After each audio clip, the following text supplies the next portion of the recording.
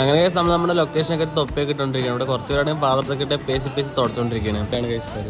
ഒന്നും നമ്മൾ തൊടയാണ് പിള്ളേരൊക്കെ റെഡി ടു വർക്ക്. അതൊന്നുമില്ല, പ്ലേറ്റ്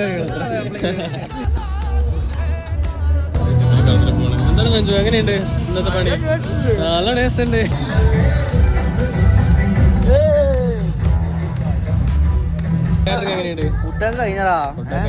നമുക്കൊന്നുമില്ല.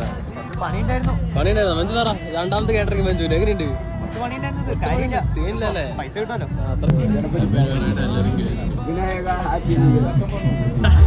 കാറ്ററിംഗ് സന്തോഷമല്ലേ? കേക്കൊക്കെ കിട്ടി എല്ലാവർക്കും. സമയം എത്രയും 12 അത് കേക്കൊക്കെ തന്നെ നമുക്ക് വേറെ കൈ